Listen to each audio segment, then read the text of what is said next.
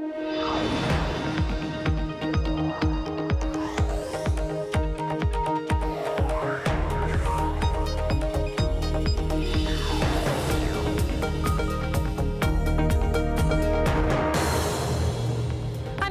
San Francisco, and this is Bloomberg Technology. Coming up in the next hour, Amazon confirms what we already knew, that it's splitting its second headquarters between New York and Virginia.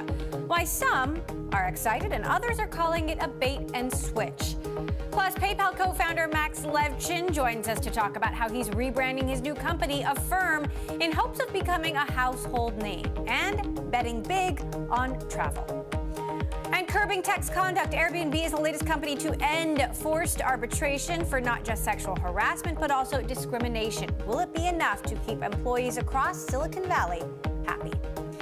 But first to our top story, it is official. After 14 months, Amazon has whittled down 238 locations to 2. Amazon has officially confirmed it's opening 2 new headquarters, one in Long Island City, New York, the other in Arlington, Virginia.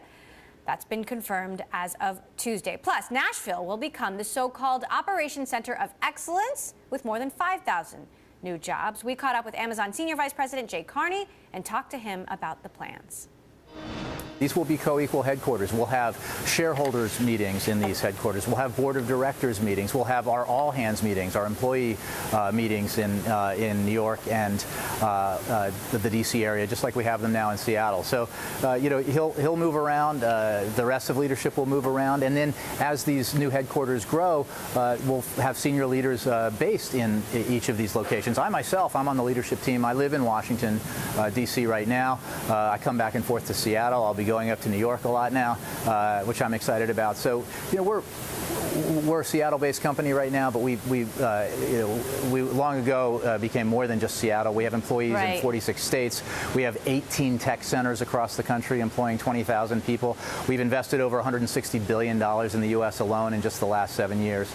As you know, we hire a lot of folks and we pay up and down the income scale. And these jobs will be high-paying and I think bring a lot of positive benefits to New York and D.C. Jay, how do you feel about the backlash that Amazon took advantage of cities and got useful data in return, or that a company of your size doesn't deserve such big tax incentives? Well, I'd say 2 things. First, on the question around data. The data we used were based on about 100 different metrics that are all publicly available about education and housing and transportation and the like. This is information that cities readily provide to any potential investor, or that you can find in surveys and other bits of research if you're looking to invest. And that process helped us make our decision, and it should help other companies as they look to invest make decisions. One of the things that we learned through this process is that there are some great places that may not have been the right place for us to create 50,000 or 25,000 jobs, but great cities across the United States and North America that are very appealing places for tech investment. We, even in this process, have announced over 6,000 jobs in cities that were competing, that were in among the 20 finalists, but weren't selected for HQ2. Cities like Vancouver in Canada, San Diego in California, and Birmingham in Alabama. So, we think that this process has been positive for us, obviously, but also for the cities that were chosen and the cities that weren't. One thing that's unique about this is that we're planning in advance for this growth. Instead of growing organically like we did in Seattle, Amazon started in a garage, and now we have more than 45,000 employees here. We are working ahead of time with New York, with Virginia, to make sure that this growth has a positive effect on those communities.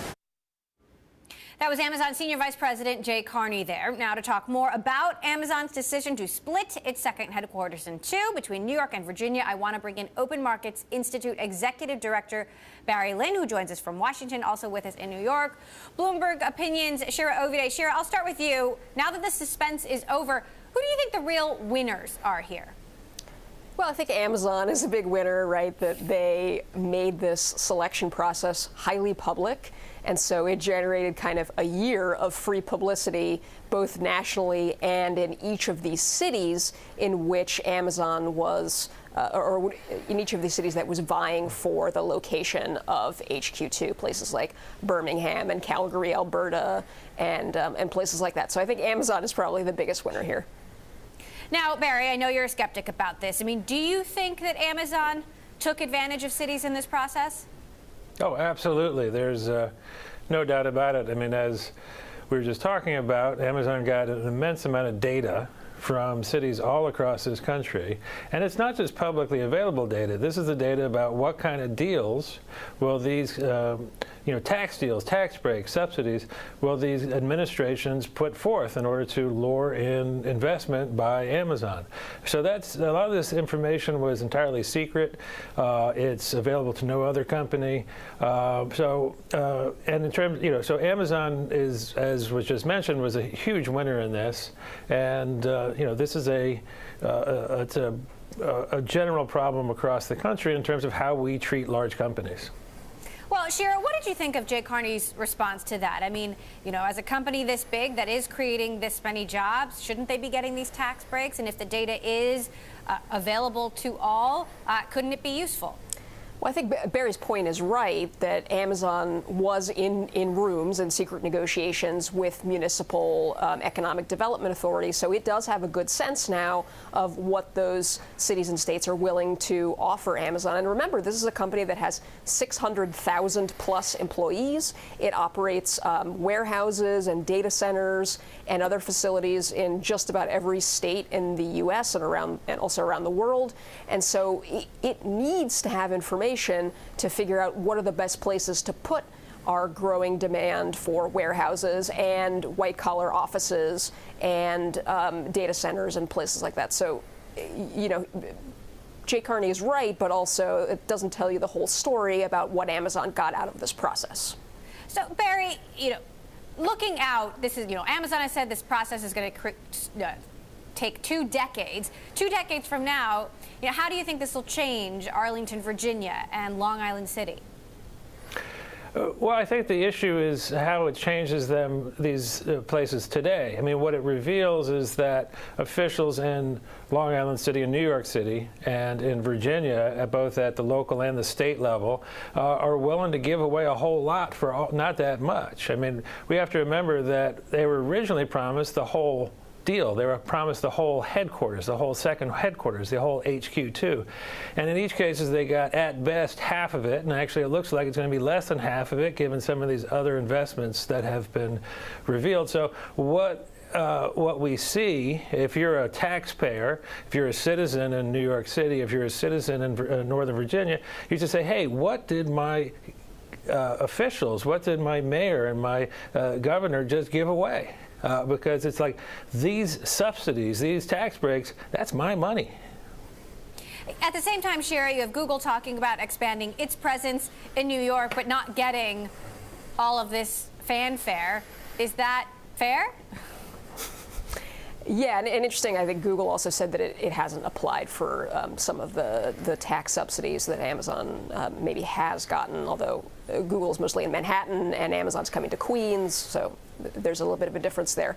But look, just to be a little bit fair to Amazon, right, economic development is a little bit of a controversial process, right, particularly this idea of giving tax breaks to already affluent companies like Amazon for high-paying jobs that are good for a city, but that also have the potential to make income inequality even worse in expensive cities like the Washington, D.C. area and New York City. So it's always kind of a give and take of benefits and drawbacks when you are luring high-profile employers like Amazon to a place that has a large workforce but also a high cost base. Right, and you certainly do have some state legislators very excited about this. Shira Ovide, Bloomberg Opinion, Barry Lynn, Open Markets Institute Executive Director, thank you both for weighing in. Coming up, Max Levchin's firm is struggling to become a household name. Will rebranding the business and focusing on travel change that? We'll talk to him next. And if you like Bloomberg News, check us out on the radio, listen on the Bloomberg app, Bloomberg.com, and in the U.S. on SiriusXM. This is Bloomberg.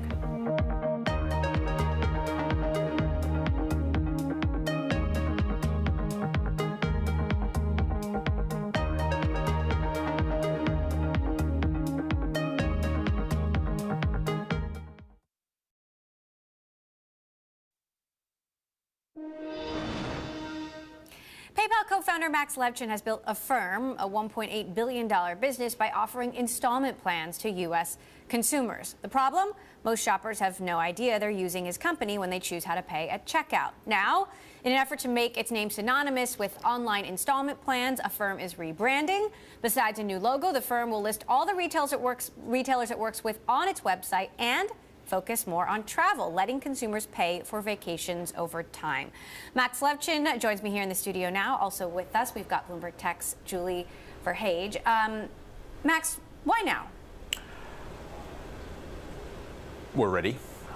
We've spent an enormous amount of time and a huge, massive multi-team, multi-month effort to really hone down on what is our brand promise, what is our story, what is the look of Affirm going to be. And it so happens that as we go into the mad rush of the Christmas sales, we will see the largest number of customers yet, and we want them to meet the new Affirm. Now, you have really interesting insights into consumer behavior. In the middle of, a changing economy, interest rates going up, a trade war, political uncertainty, historically low unemployment rate. What trends are you seeing in consumer behavior? So I think the economy is still generally strong from our vantage point, and we see a slice of the economy extraordinarily well, which is consumer buying, but obviously not everything. So my opinions are colored by what I read in the news. But from our point of view, our customer, which is really just everyone in the U.S. So we serve everyone from the sort of a high-flying one percenters all the way to brand new college students with a lot of student loans. Every one of them generally seems to love our flavor of transparent and honest finance. They're generally still buying. They love the products that are launching for the Christmas season. People are gearing up to do their shopping. I think on the credit quality, we hear from large banks that they're starting to get a little bit more careful. They're reserving a little bit more for losses. In our experience, it has not been the case. From our point of view, the credit is still performing just as well, which only means that we are that much closer to the next recession, but who's to say when? Max, one other thing you did on top of this relaunch is that you made a bigger push into travel, which is something that you guys got into in 2017, so not that long ago in terms of your 6-year history. What trends are you seeing there? Because traditionally, consumers don't like using credit to go pay for vacations to Hawaii, Florida, wherever they may be going. So the reason we got into travel in the first place is because we started noticing that our buyers would associate some of the Affirm usage with their travel plans. They would be buying something that they plan to wear during a trip, or they would be booking a hotel, which we worked with online travel agencies for a very long time now. And so we started asking the question, well, can we bring these purchases together? Because ultimately, when you're going on a trip, you are probably going to use your credit card to shop, and you would like to have a very clear idea of how you're paying for the way of getting there and what you're bringing there with you and where you're staying. And so bundling it into a single product seemed like a really good idea, and we launched it with a few partners, and it immediately took off. The trends in travel we're seeing is that the younger customers, so Affirm generally skews younger, something like 67% of our borrowers are millennial. The rumors are true. They prioritize experiences over possessions. A huge number of conversations we have with our buyers, we learn that they want to go to more places, they want to experience more things. We're there to help them with that. Cyber Monday, Black Friday coming up. How big are the holidays going to be for you, and how is it impacting the companies that you choose to work with? So we work with both highly cyclic and completely acyclic merchants. So some of our partners in the retail space are battening the hatches, and they're getting ready, and they're stocking and making sure that everything is ready to go, while others are sort of yawning and saying, great, well, they're going to get all that traffic, and we're going to be there when they need to buy the things in January. And so we're certainly expecting another record Q4. We've grown extremely rapidly over the last 6 years. I think U.S. economy looks good to shop, and I think people are not going to stay home. But I think many merchants that we work with are actually getting ready to do their version of Cyber Friday in January. And so we don't get a reprieve. We have to ramp up for December and then for January. Max, one other thing that you've talked about a lot when launching a firm was that you guys have better data, better algorithms in terms of figuring out what consumers can afford and how to underwrite for them. I was looking through some bankruptcy filings, though, and in the last 30 days, around 350 people have filed for bankruptcy and listed a firm as a creditor. Obviously, you've given out far more than 350 loans, but is there room for improvement on that, and what are you guys doing about that? So the sad reality of human life is that bad things happen to good people. Our approach to underwriting is that if we don't believe you can handle this loan, we will not lend to you. We approach credit the same way we approach everything else, with sort of extreme black and whiteness. When we think it's right, we will be there to support you. When we think it's wrong, we will tell you you should not borrow money from us. Sadly, people have emergencies, from family emergencies to pet emergencies, and part of our promise is that we will be with our customers when that happens, and we'll stand behind them. And if they declare bankruptcy, we will very sadly let them have their bankruptcy and get out of their way, because that's what bankruptcy is for. I think our underwriting has proven to be excellent and has generally exceeded, I think, every industry metric where such things go. But it would be silly of me to say there's no room for improvement, because there always is. And every new loan, every new merchant, every new borrower, we learn a little bit more. I don't think we have so much better data as we have better processes and often better people when it comes to processing all kinds of data that comes in from our millions of borrowers. All right, Max Levchin, CEO of a firm, you're sticking with us. I want to ask you about some broader tech trends. Julie Verhage at Bloomberg Tech in New York. Thanks so much, Julie, for joining us quickly today. Well, falling out of love with tech, what's got investors fretting about the FANGs? We will discuss next. And Bloomberg Tech is live streaming on Twitter. You can check us out at Technology, and be sure to follow our Global Breaking News Network, TikTok, on Twitter. This is Bloomberg.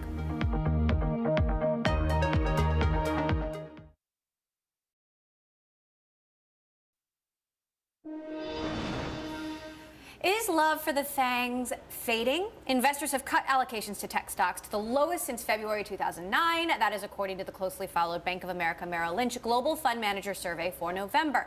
Just a net 18% of those polled were overweight in the sector. So why are investors fretting over tech? Still with us to discuss, a firm CEO, Max Levchin. Of course, there are a lot of issues, Max: privacy issues, transparency issues, election meddling, fake news, Apple, deciding not to report unit sales for the iPhone.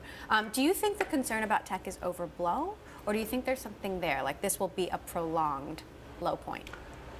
No, I think, and I am first person to openly admit that I have no idea how public markets value tech stocks or any other kind of stocks. So you're getting it straight from someone who doesn't know anything about this stuff. But I think the tech run has been so strong for so long. Almost anything now causes public investors, especially ones that don't have a deep sort of a long-term holding thesis, to say, wait a second, maybe I should cash in. So I mean, you see this in a market where the jitters are kind of nonstop. Every day there are single-digit percentage movements up or down on your favorite tech stock. So my guess is that it's people who are kind of saying, look, I made a lot of money on this run, maybe I should get out. I have this chart here in my GTV library showing the performance of the FANG stocks compared to the S&P, still outperforming the S&P. So perhaps something to that argument that maybe it's overblown, but definitely down from where tech stocks have been. Diving in more specifically, there's a lot of concern about Facebook and privacy, and if Facebook can continue to grow, and an overall feeling of sort of tech hate. There seems to be a lot of anxiety about tech and anger towards tech. Do you think that lasts? I think it's the tech industries to address or to ignore at their own peril. I think a lot of the brands that have been built on this implicit notion of benevolence, technology to right all wrongs, have been managed to sort of course you trust us, of course you love us, we are here in your phone, on your screen, and it's not quite so rosy anymore, and you have to re-earn the trust. And so I think a lot of this is being completely transparent, telling the story, being there with your customers, telling them what you are and you're not doing for them and on their behalf. And I'm not completely convinced the tech companies have handled this extraordinarily well. I think there's a lot of examples where they reacted quickly and smartly. Google comes to mind, where they've been very responsive and sort of said, yep, we want to know what ails our employees and we want to respond to it quickly. I think a lot of the other companies have been a little bit more glib and said, it'll blow over. Perhaps at least the perception from the outside looking in was that maybe that's what it seems like to them. And so my guess is these are real concerns. I don't think any of them are unaddressable. One thing that's great about technology companies, they have technology, which means they have the leverage to address systemic problems with code as opposed to with more humans, but it's real work to do. Do you think Facebook can keep growing as it has been, or will this sort of overall disenchantment with social networks sort of just change the course of growth that we have seen? I think the thing that's very powerful about networks is network effects. So the fact that you might not like exactly how they're handling your private data doesn't change the fact that the baby pictures from your cousins and aunts are going to be there for most people. And so there's an enormous amount of retention that just comes with that territory, and they've done really, really well capitalizing on it. I think the disenchantment, if it's a lasting thing, is a very slow trend. On the flip side, I think Facebook already has maybe majority of people in the world, if I'm not mistaken. So I think it's a lot of majority of people in the world who use such things is definitely true. And so I think their user growth is something that necessarily has to slow down. There are many markets where they're still not at all available, and so there are opportunities there. On the revenue side, I think there's probably growth to have for a long, long time. What's your outlook on crypto, given the slide? I've always been a crypto moderate, and it's hard to call me crypto skeptic. I love this stuff. I think it's fascinating technology. I think a lot of really interesting applications. I repeat this every time. It's not a good currency. You can't expect it to hold its value. You can't expect it to be there tomorrow. There's nonstop legal uncertainty. It's not a great commodity anymore. Or for a while, it was a commodity that could only go up in one direction, and for a time, it was a commodity that was going scarily in another direction. And now it seems to be kind of in unknown territory. In the long term, I think it's going to be quite valuable, but so you buy it? I don't, but I'm not a speculator. I think people who buy it today are speculating on it having another major run-up, and maybe they can get out in time, which is what people who bought it in January are probably thinking about. But no, I buy into the technology value that it brings. Unequivocally true. I've now seen more and more examples of kind of first cut at real world application of blockchain and a little bit of cryptocurrency in it that makes me think, oh, it's not just a hammer looking for nails, but it still sort of is. And so as a pragmatist, I believe in what I can see as a useful thing as opposed to a great speculation. I mean, the tulip mania was a thing. All right, Max Levchin, CEO of Affirm and co-founder of PayPal. Thank you so much for stopping by. Always great to have you here. Coming up, curbing tech's conduct. Google employees walked out and forced change. Now Airbnb is taking a step further, ending forced arbitration not just for sexual harassment cases, but also discrimination. We will discuss next. This is Bloomberg.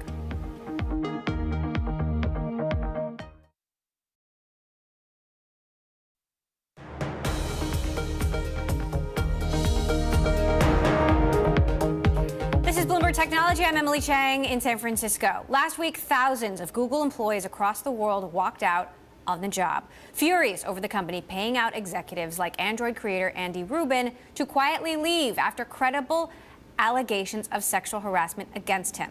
Rubin was given $90 million to walk away after allegedly forcing a subordinate into a sexual act. Google has since ended forced arbitration in such cases, and other tech companies are taking notice, like Facebook, which said they would do the same.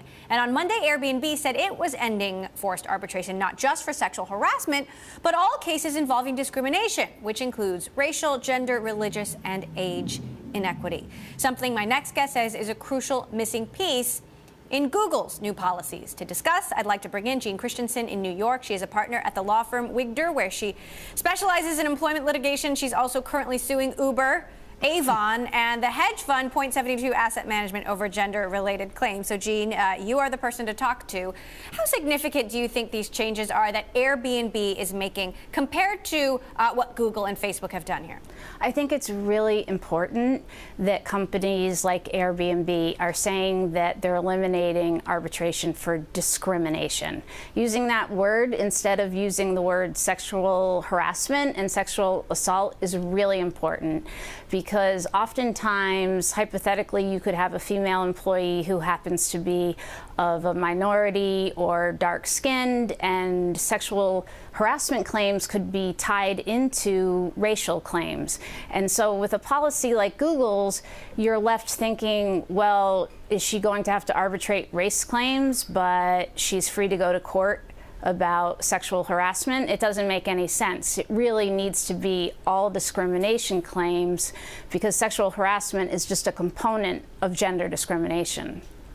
Now, Ruth Porat, Alphabet CFO, Google's parent company, says she walked out with employees during the worldwide Google walkout. At the same time, the company has said they've fired 48 employees over the last couple of years for sexual harassment. They didn't get exit packages. But what they don't talk about is the culture that led to 48 people, you know, engaging in some kind of bad behavior. Is 48 to you, for a company of that size, is that a lot? It's still a lot. 48 is a lot anywhere, but the problem is that 48, that's what they're disclosing, that's what we know about. I, as a lawyer who practices in this area, has to think there could be a lot more than 48. And the culture that allows such conduct to exist in 48 cases, it's hard to say that that can't be happening company-wide. So it's a lot, but that's why arbitration is such a problem, because there's no transparency, and companies can hide if it's 4 employees, if it's 40, if it's 400, and that's what has to change. Google isn't waiving anti-class action provisions. So my question is, how much do you think these changes, ending forced arbitration for sexual harassment cases solely, how much do you think that will actually change the company, change the culture? I mean, will it really prevent more of these things from happening, or do other things have to happen as well? I think it's a start. It's certainly not the cure and the ultimate fix, but it is a start, because you need to empower female employees with the knowledge that if they do speak out, that they're going to be taken seriously, that they're going to be listened to, and that their claims are going to be investigated. And the best way to do that is to be transparent. And so by not keeping them in arbitration, you're giving women the ability to speak out and know that they will be heard. I'm curious, with the rise of the Me Too movement, you know, increasing reporting on these cases, the allegations of Christine Blasey Ford, are you hearing more women coming forward? Do you see, you know, have you seen an explosion in the volume of cases that you're getting, the women that you're talking to? I love this question, because I've been doing this a long time, and so it's always been there. The sexual harassment that the whole world seems to just be hearing about now has been going on for years, and it's the difference is that people are actually paying attention to the work that I do and other lawyers in this space.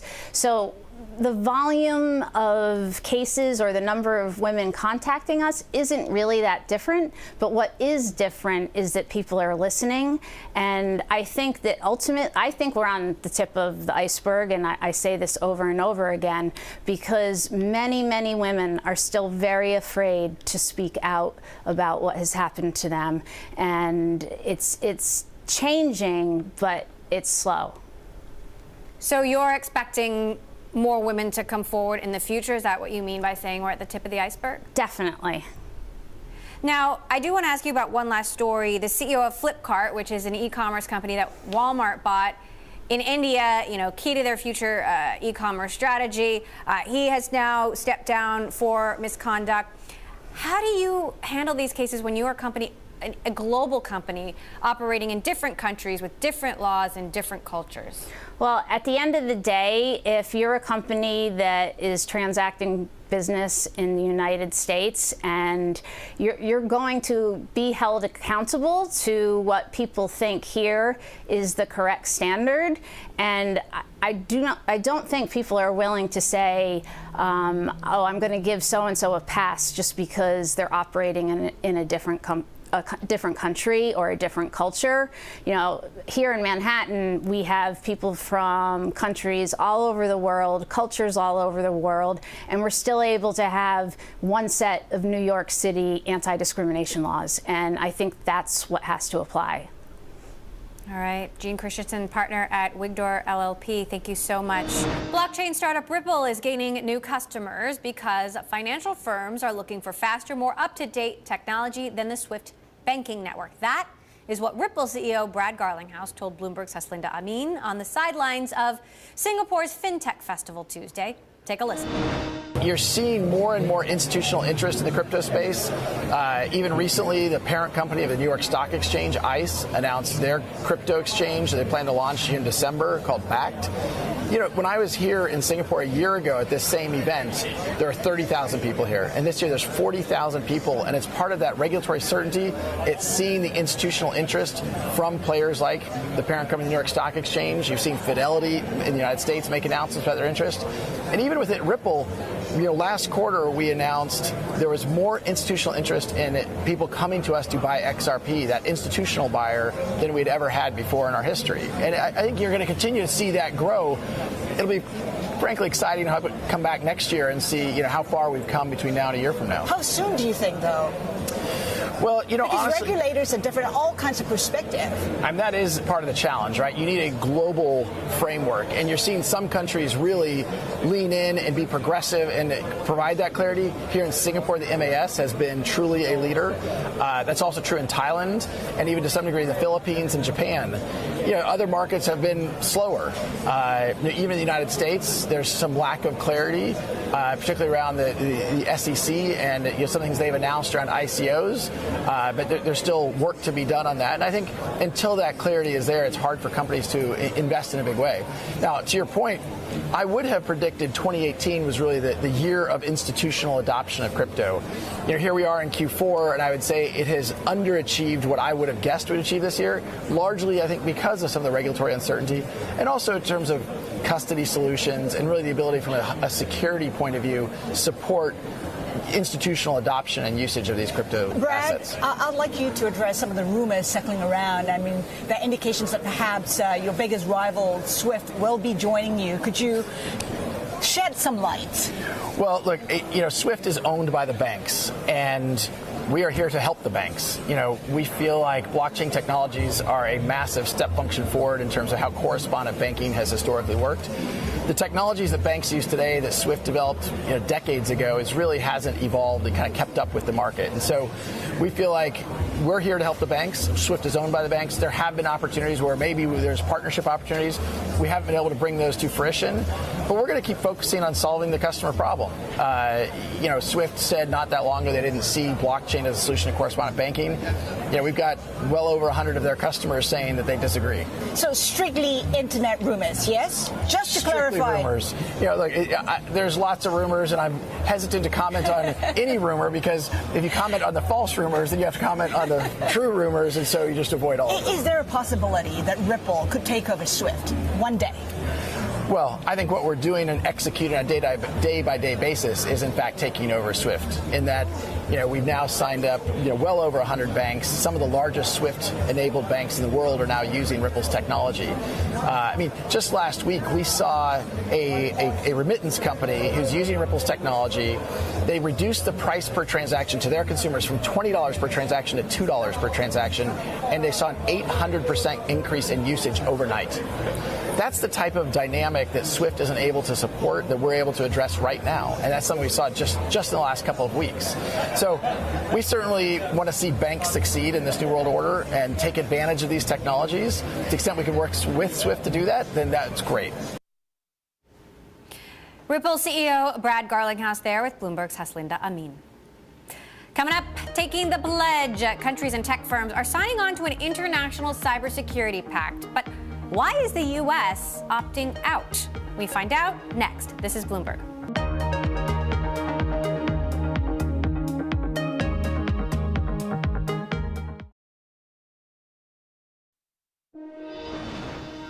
The U.S., China, Russia, Israel all said no. But Microsoft, Google, Samsung are some of the big tech companies saying yes. Just what are they disagreeing on?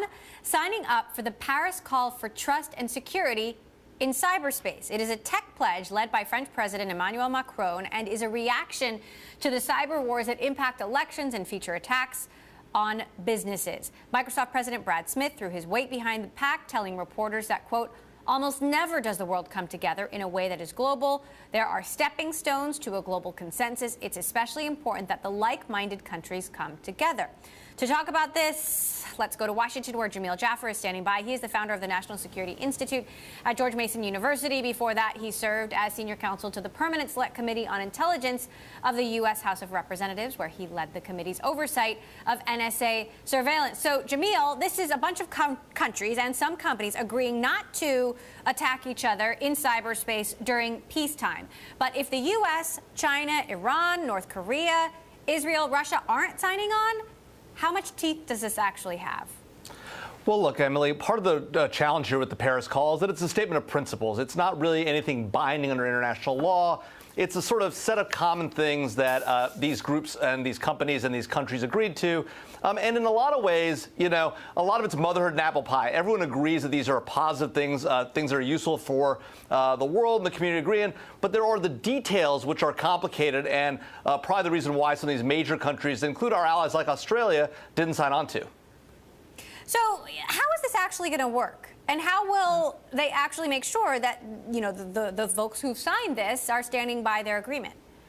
Yeah, well, there's a lot of implementation left to go on. This isn't in an agreement in the sense of an international binding instrument. It's a statement of ideas and concepts they've committed themselves to working towards. Of course, what's interesting about this accord is that the majority of signatories, you know, almost 200 plus of the 300 signatories are universities, nonprofits, companies. Are not nation states. And so that makes this an interesting agreement or statement of principles, because it's not your typical participants in international affairs, and they're seeking to bind the classic participants, nation states. What do you read into the U.S. opting out more specifically? Well, I think part of it is, you know, there's a lot of the devil's the details here. And so we're talking about international law, international human rights law. The U.S. is typically very careful in this space and wants to define things, understand what they mean before we sign up to things that might bind us later on down the road. We've seen all sorts of documents be utilized in international litigation before the UN to say, look, you agreed to this, so you've got to stand by every single last word here, even though we didn't define what it meant. And the U.S. is usually very cautious in that space. The U.S. midterm elections are over, though there are some votes still being counted. There are recounts happening in Florida, also outstanding decisions in Georgia. That said, what do you think the biggest threats are out there right now?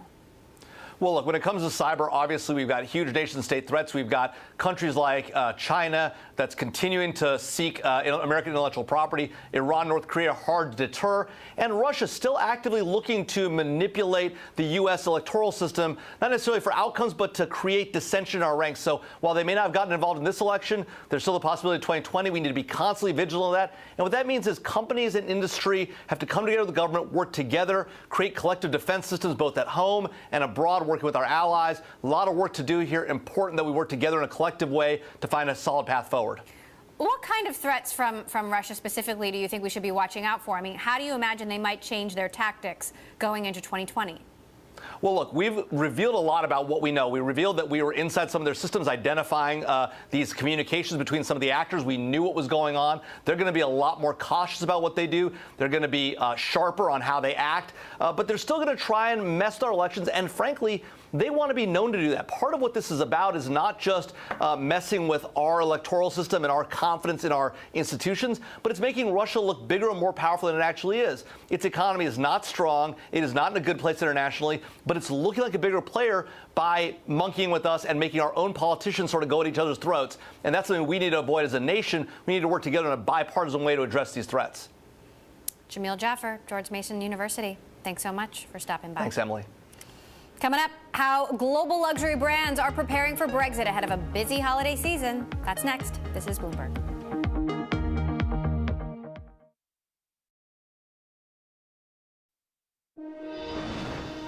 It's been a tough second half of the year for global luxury brands. The S&P index that tracks the 80 largest publicly traded luxury companies is down more than 5% since January. They've been contending with a slowdown in China, a trade war, along with the secular shifts we are seeing in retailer. And in the UK, there's another big potential disruptive force. That is Brexit. Bloomberg's Emma Chandra spoke with Harrods managing director about preparing for Brexit and how he is continuing to draw people through Harrods doors. Everything we do now is experiential. It's not just about buying products. It's not about the product. It is about exclusive product. It's about unique product. But it's also about the relationship with you build. So experience is really at the heart of Harrods' value proposition. Would you say it's what differentiates you from other big department stores?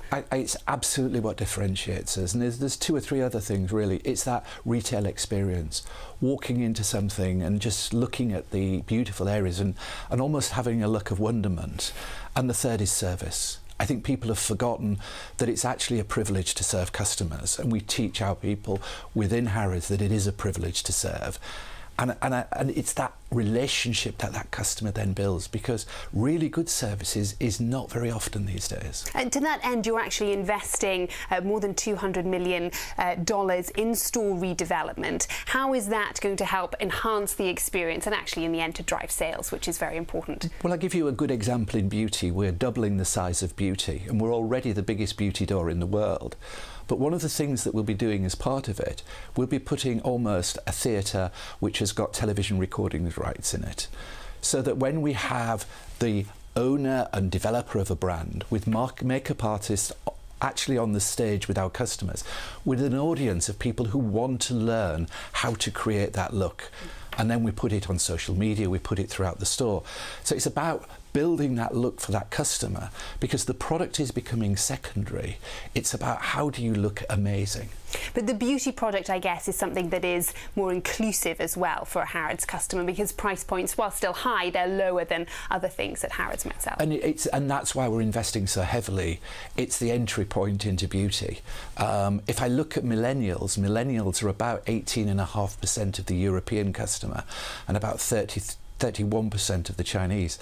33% of our customers in beauty are millennials, and it's how do you build that relationship and then move them from the beauty products into the luxury products. Let's discuss luxury more broadly, as you're also the chairman of Walpole. That's the UK sector body for the luxury retailing industry. Now, 80% of what the British luxury sector produces actually goes for export. Now, whilst luxury is slightly more insulated from some of the other disruptive factors we've talked about in retail, there is one big disruptor when it comes for British luxury, and we're talking about Brexit. How well prepared is the sector for Brexit, and what could be the prospect of a no deal? I think that the sector's reasonably well prepared, but we've still got a lot of unanswered questions, and until those questions are answered, you can't put those final places into the planning. And part of it is still about logistics. How do we get product to customer? We've just done a promotion with Dior, which was unbelievably successful. Every day we was getting handbags sent from Paris because it was so successful. We won't be able to do that under Brexit. So the redefining of our supply chain is really very important. But British luxury is very adaptable. We're used to all of these things, and we adapt very quickly. Well, how are you adapting, though, when you look at things specifically like supply chain issues? At the moment, we're putting in extra stock to make sure we go through the initial cushion. And then we'll see how that actually plays out over the course of the next 12 months. Are you worried that it could be detrimental for Harrods as well as the broader luxury market? I don't think it'll be detrimental to us. I think we'll be able to weather the storm. Actually, March is a good time for the fashion industry because we've had a 100% drop of our product for new season. So it's really only continuity. So we'll be in a good position. And as I say, luxury has been this amazing barometer throughout the whole of the world, that we've weathered all of these storms. I mean, everybody told us 6 years ago, luxury is dying, luxury. It isn't. It's still in phenomenal growth. And we're talking about the rest of the world. We are here in the US. You're here as part of the annual delegation with Walpole. How important then is the US to British luxury retailers? If I look at the Walpole membership, 3/4 identified America as being the place where they wanted really to develop and grow their business. And British brands have got this a fantastic alignment with what we call soft power. The traditions of Britain. So following on from the Crown, everybody wants a little bit of Britain, and that's bringing the luxury brands to New York, labels them to showcase it, and everybody get that little bit of Britain. That was Harrods Managing Director Michael Ward with Bloomberg's Emma Chandra. And that does it for this edition of Bloomberg Technology. Bloomberg Tech is live streaming on Twitter. As always, you can check us out at Technology. Be sure to follow our global breaking news network, TikTok, on Twitter. This is Bloomberg.